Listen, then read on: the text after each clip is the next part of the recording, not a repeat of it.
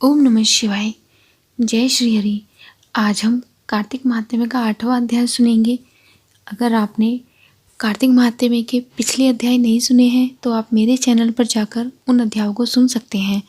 तो आज का अध्याय शुरू करने से पहले मेरी आपसे रिक्वेस्ट है कि चैनल को सब्सक्राइब और वीडियो को लाइक ज़रूर कर दीजिएगा। तो चलिए आज का अध्याय शुरू करते हैं। जिसकी दया से सरस्वती भाव रही उपजाए, कार्तिक महात्म्य का कमल लिखे 8वां अध्याय। नारद जी बोले, अब मैं कार्तिक व्रत के उद्यापन का वर्णन करता हूँ, जो सब पापों का नाश करने वाला है।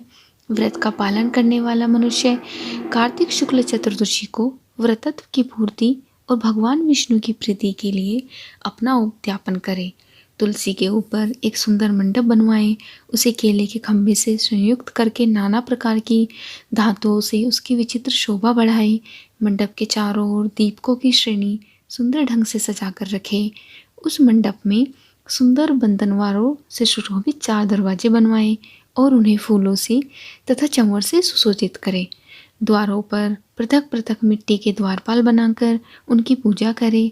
उनके नाम इस प्रकार हैं: जय, विजय, चंड प्रचंड, नंद सुनंद, कुमुद और कुमुदाक्ष। उन्हें चारों दरवाजों पर 2-2 के क्रम में स्थापित कर भक्तिपूर्वक पूजन करें। तुलसी की जड़ के समीप 4 रंगों से सुशोभित सर्वतोभद्र मंडल बनवाएं और उसके ऊपर पूर्णपत्र तथा पंचरत्न से संयुक्त कलश की स्थापना करें।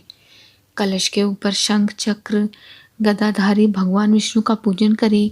भक्तिपूर्वक उस तिथि में उपवास करें तथा रात्रि में गीत, वाद्य, कीर्तन आदि मंगलमय आयोजनों के साथ जागरण करें। जो भगवान विष्णु के लिए जागरण करते समय भक्तिपूर्वक भगत्व संबंधी पदों का गान करते हैं, वे सैकड़ों जन्मों की पाप राशि से मुक्त हो जाते हैं।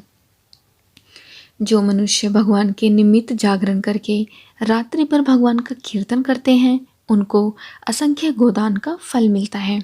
जो मनुष्य भगवान की मूर्ति के सामने नृत्य गान करते हैं, उनके अनेक जन्मों के एकत्रित पाप नष्ट हो जाते हैं। और जो भगवान के सम्मुख बैठकर कीर्तन करते हैं और बंसी आदि बजाकर भक्त जनों को प्रसन्न करते हैं तथा भक्ति से रात्रि भर जागरण करते हैं, उन्हें करोड़ों तीर्थ करने का फल मिलता है। नारद जी आगे कहते हैं कि उसके बाद पूर्णमासी में एक सपत्रिक ब्राह्मण को निमंत्रित करें। प्रातःकाल स्नान और देव पूजन करके वेदी पर अग्नि की स्थापना करें और भगवान की प्रीति के लिए तिल और खीर की आहुति दें। होम की शेष विधि पूरी करके भक्तिपूर्वक ब्राह्मणों का पूजन करें और उन्हें यथाशक्ति दक्षिणा दें। फिर उनसे इस प्रकार क्षमा प्रार्थना करें: आप सब लोगों की अनुकंपा से मुझ पर भगवान सदैव प्रसन्न रहें। इस व्रत को करने से मेरे 7 जन्मों में किए हुए पाप नष्ट हो जाएं और मेरी संतान चिरंजीवी हो। इस पूजा के दौरान मेरी सभी मनोकामनाएं पूर्ण हो। मेरी मृत्यु के पश्चात मुझे अतिशय दुर्लभ विष्णु लोक की प्राप्ति हो। पूजा की समस्त वस्तुओं के साथ गाय भी गुरु को दान में दें। उसके पश्चात घर वालों और मित्रों के साथ स्वयं भोजन करें। भगवान द्वादशी तिथि को शयन से उठे, त्रयोदशी को देवताओं से मिले और चतुर्दशी को सबने उनका दर्शन एवं पूजन किया। इसलिए उस तिथि में भगवान की पूजा करनी चाहिए।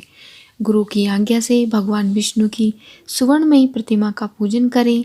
इस पूर्णिमा को पुष्कर तीर्थ की यात्रा श्रेष्ठ मानी गई है।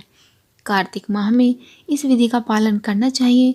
जो इस प्रकार कार्तिक के व्रत का पालन करते हैं, वे धन्य और पूजनीय हैं। उन्हें उत्तम फल की प्राप्ति होती है।